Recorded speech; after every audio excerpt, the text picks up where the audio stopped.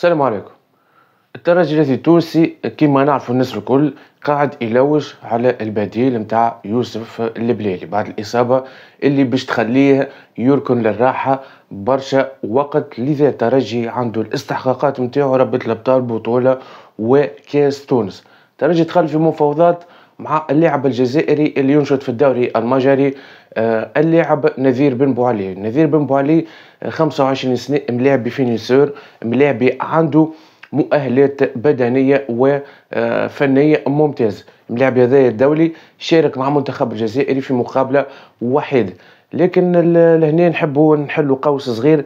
علاش الترجي التونسي اتجه للتفاوض مع اللاعب هذا بعد رفض يوسف مساكن اللي خلينا نقولوا كان بنسبة كبيرة جاي للترجي التونسي؟ المفاهمة صارت، التفاوض صار، لكن في آخر لحظة الأمور اتبدلت. يوسف مساكني شرط على الترجي التونسي أنه يكون الراتب الشهري متاعه 200 ألف دينار. لهنا نحلوا قوس صغير ومن بعد نسكروه. يوسف مساكني في عمر 35 سنة يطلب في 200 ألف دينار، يعني كان طلبهم يمكن في تمكو يمكن نسمع نقول بالحق يوسف مساكني يستاهلهم بالفنيات اللي عنده، بالكاليتي تكنيك، بالبوتنسيال، بالنزعة الهجومية، بالفينيسيون اللي عنده، بالإيجاز تكنيك، بالبونتوات اللي سجل فيها. لكن عمرك 35 سنة وما ماكش تكور وما عندكش نادي وطالب 200 ألف دينار، لهنا نحط برشا نقاط استفهام. نقول انه الملاعبي بصراحة لازلت إدارة الترجي وكثر لها برشا 200 مليون. بالنسبة لي أنا الملاعبي عمره 35 سنة باش يلعب معاك الجرون ماكس عام، يعني ما تصورش كان باش يلعب معاك عامين ويكمل في 37.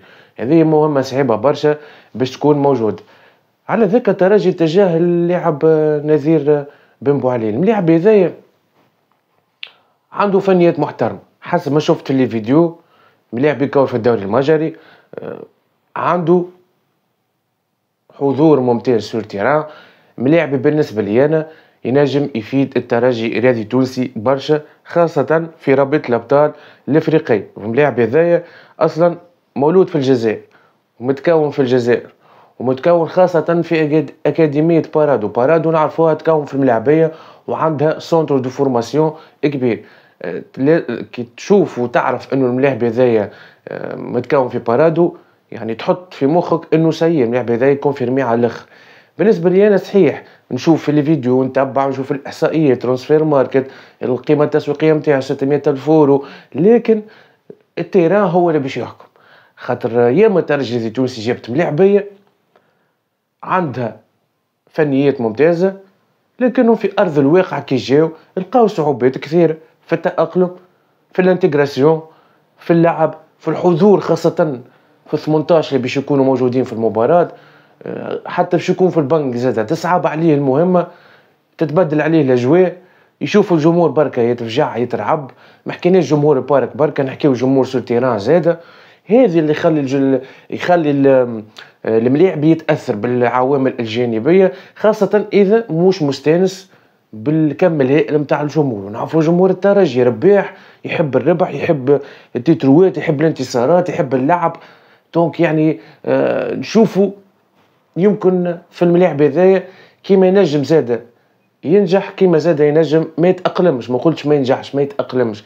خاطر برشا ملاعبيه جاو للترجي ما تاقلموش وبعديك بالوقت خذاو شانس نتاعهم وكوروا وعملوا اللي ما يتعملش في الاسبيرونس. دونك الترجي المفاوضات ما زالت، الملاعبي مرحب بالفكره برشا. ما قلناش الترجي يتراجع، ليه؟ الترجي مازال في المفاوضات مع الملاعبي هذا، خاصة إذا تكون فما رغبة من الملاعبي.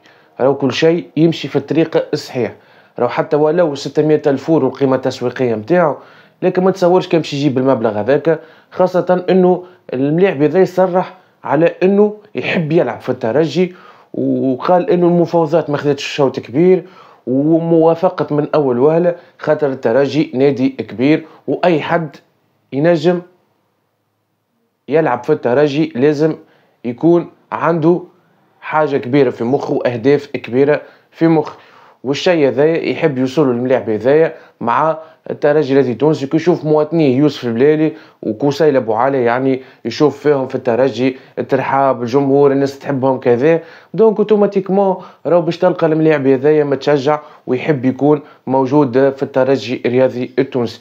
صحيح مازال ما فما حتى شيء رسمي، صحيح مازال ما فما حتى شيء تكتب على الوراق، لكن المفاوضات في طريق باهي برشا.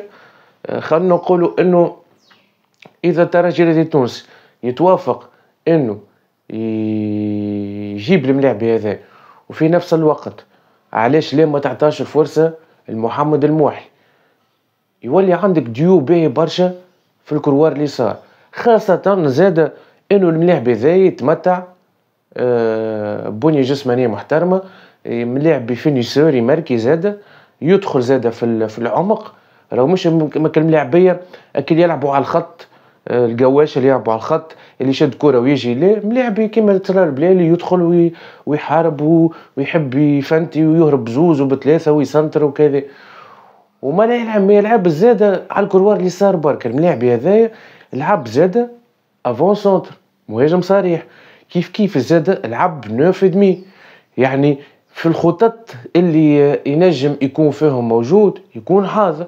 كي باش تلعب بثلاثة القدام، واحد على اليمين واحد على اليسار وبونتا، ينجم يكون موجود. كي باش تلعب زاد بزوز القدام، واحد افون سونتر والاخر وراه 9 راهو ينجح. كي تلعب باش تحب تلعب اتاكون ولا فو اتاكون زاد ينجح، وبالدليل انه مسجل اهداف، يعني ثاني هدافي الدوري المجري. يعني خلينا نقولوا انه الترجي التونسي اذا توفق في الحصول على امضاء نتاع اللاعب هذايا، نتصور انه الترجي التونسي عمل خطوه باهي، خاطر ملاعب صغير ونافع، حب يكور حب يبرز، وخاصه انه الفتره ذي حساسه شويه، ينجم كي يبرز مع الترجي يرجع للمنتخب الجزائري، فما كاس افريقيا، فما كاس العالم، فما حسابات حتى الملاعبيه تحسبها بيناتها وبين الرواحه، تقول لك خويا نمشي للجمعيه نلقى فيها روحي اساسي ديريكت، فريق كبير يلعب على الالقاب، نبرز نلعب تشامبيونز ليج بطوله تونس، جاي كاس افريقيا وجاي كاس عالم، نجم ندخل في حسابات بيتكوفيتش ونرجع للمنتخب الجزائري. من حق كل ملاعب يخمم هكايا، ومن حق كل ملاعب يركز على الحاجه ذي، خاصه انه ترجي فريق كبير والعينين الكل عليه. بالنسبه لي انا حبيت المساكني يرجع للترجي، خاطر رجعته اضافه للاسبيرونس واضافه للدوري التونسي، بالخبره اللي اكتسبها وبالكارير اللي عملها في الخليج، وخاصه انه فما برشا خليجيين يحبوه ويتفرجوا فيه، يعني شوف اوتوماتيكمون فما عينين باش تولي تتبع يوسف مساكني في الدوري التونسي. لكن بقيت مستغرب انا كيفاش يوسف مساكني في عمر 35 سنه شارت 200 مليون شهريه، حاجه بالحق غريبه برشا من ملاعبي. الترجي عطاته برشا وعطاته الشهرة وخلاته يخرج يحترف ويتعرف ويجيب المبلغ هذاك اللي خذاه في جيبه ويوصل للمنتخب ويعمل كارير كبير. هذا الكل راهو بفضل الترجي الرياضي التونسي. نستنى تعليقاتكم، نستنى لي كومنتير نتاعكم، نتقابلوا فيديو جديد وحلقة جديدة. سلام.